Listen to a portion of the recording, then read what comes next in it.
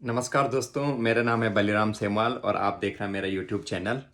दोस्तों, जैसे कि मैंने आप लोगों को पहले बताया था कि आज मैं आप लोगों को शेफ़ के बारे में बताऊंगा कि शेफ़ बनने के लिए हमें क्या-क्या स्टडीज़ करनी पड़ती हैं। इससे पहले कि आपको मैं थैंक यू बोलना चाहूँगा मेरे पुराने वीडियो के लिए कि जिसको आपने बहुत सारा प्यार दिया और अभी वो 800 के ऊपर व्यूज़ हो गए हैं और 100 के ऊपर लाइक्स हो गए हैं। तो आज हम एक नया टॉपिक लेके आए हैं शेफ। शेफ की फुल फॉर्म है CHEF।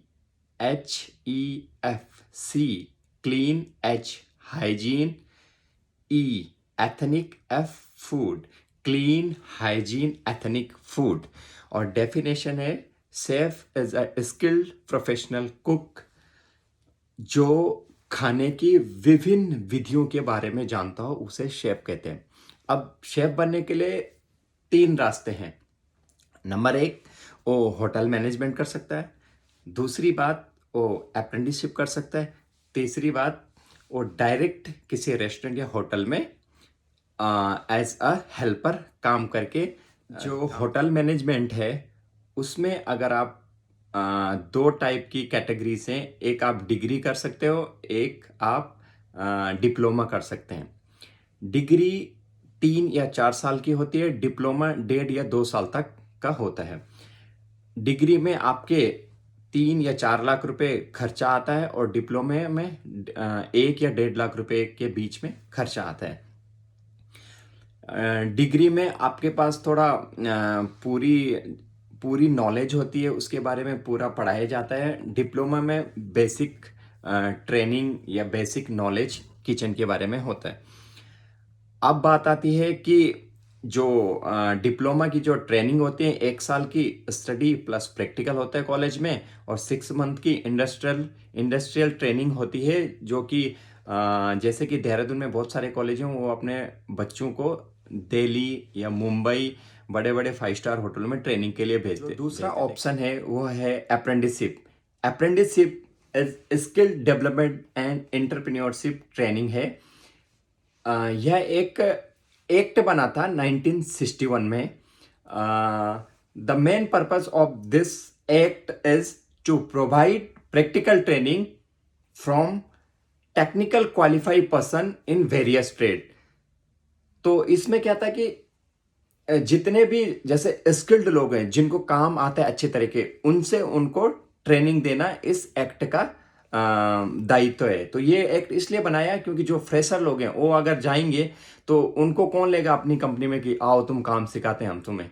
और ऊपर से क्या है कि अप्रेंटिसशिप एक्ट में स्टाइपेंड भी मिलता है, जो कि पहले तो हमारे टाइम पे तो बहुत कम था, लेकिन अभी 7,000 से स्टार्ट है। 7,000 रुपए पर मंथ मिलते हैं। तो ये एक बहुत बड़ी बात है कि कोई फ्रेशर आदमी किसी कंपनी में जाता है, काम भी सीखता है, पैसा भी कमा रहा है और उसकी बहुत सारी हेल्प हो जाती है। बहुत सारे प्रोफेशन में किया जाता है, जैसे इलेक्ट्रिसिटी में, विद्युत विभाग में भी किया जाता है, कंस्ट्रक्शन में कर सकते हैं, हेल्थ केयर में कर सकते हैं। ऐसे बहुत सारे प्रोफेशन है जिसमें अप्रेंटिसशिप आदमी कर सकते हैं। जो जिसको भी स्किल नॉलेज लेना है वो अप्रेंटिसशिप कर सकते हैं। आप जैसे कि किचन में आपको अप्रेंटिसशिप के लिए अप्लाई कैसे करना है, आप डायरेक्ट आप गवर्नमेंट की एक गवर्नमेंट का एक पोर्टल है www.apprenticeship.com पे, उस पर आपको सब इंफॉर्मेशन मिल जाएंगी। दूसरा, आप होटलों में या 5 स्टार होटलों में भी आप पूछ सकते हैं कि हर होटल या किचन में अप्रेंटिसशिप के लिए वैकेंसीज रहती हैं, तो उनसे भी आप संपर्क कर सकते हैं, उनसे भी आप पूछ। तीसरा जो ऑप्शन है वो है डायरेक्ट। देखो, मैं तो यही सजेस्ट करूँगा कि डायरेक्ट आप कभी भी न जाएं, क्योंकि इसमें आगे बढ़ने के चांसेस बहुत कम होते हैं। जैसे कि बहुत सारे लोग हैं जो डायरेक्ट रेस्टोरेंट में जाके या हेल्पर का काम करते हैं, फिर थोड़ा थोड़ा करके आगे बढ़ते हैं। बट ये आप जा सकते हैं अगर आपके पास आप खाने बनाने की कला है, आप कुछ हद तक आगे भी बढ़ सकते हैं या कोई बढ़ भी सकते हैं, लेकिन इसमें 100% चांसेस नहीं है कि आप आगे बढ़ सकते हैं। आपको इसके बारे में बेसिक ट्रेनिंग या बेसिक स्टडी की ज़रूरत पड़ेगी ही पड़ेगी आपको, नहीं तो आगे जाके आपको प्रॉब्लम्स आ सकती हैं। जैसे कि मैंने पिछले वीडियो में बताया था कि क्या क्या प्रॉब्लम्स आती हैं इस चीज़ में। और दूसरा, अगर आप आगे बढ़ भी गए और अगर आप रेस्टोरेंट लेवल से 3 स्टार में गए, 4 स्टार में गए, 5 स्टार में गए, तो वहाँ पे एक प्लस पॉइंट मिल जाते हैं ऐसे लोगों के लिए कि वहाँ पे ट्रेनिंग्स वो लोग हफ्ते में या महीने में ट्रेनिंग्स देते हैं सबको, तो उसमें थोड़ा बहुत नॉलेज तो हो जाती है, लेकिन एक सर्टेन पॉइंट पे फिर से वो अटक जाते हैं। तो ये तो अभी करना ही नहीं चाहिए हम लोग को। हाँ, हम लोग के टाइम पे बहुत सारे शेफ करते थे, लेकिन दोस्तों, if you want to ask any question about the apprenticeship you can ask me. मैं आपको जवाब अवश्य दूंगा, क्योंकि मैंने अप्रेंटिसशिप की है। आपको किन चीज़ों को ध्यान में रखना है, मोस्टली ये उन चीज़ों के लिए सही रहेगा जो अप्रेंटिसशिप कर रहे हैं और जो करने की सोच रहे हैं। तो उनको किस किस चीज़ों का ध्यान रखना चाहिए अप्रेंटिसशिप करते टाइम। कभी कभी क्या हो जाता है कि अप्रेंटिसशिप आप कर रहे हो तो वो लोग आपको एक ही सेक्शन में काम करवाते हैं। तो उसके लिए आपको किस तरीके से बात करना है, किस तरीके से आपको दूसरे सेक्शन का भी काम सीखना है। पता चले कि आपको वो लोग बुचरी में ही डाल रहे हैं और वहीं पे आप काम सीख रहे हैं, तो आप चिकन और मटन काटते ही रह जाओगे।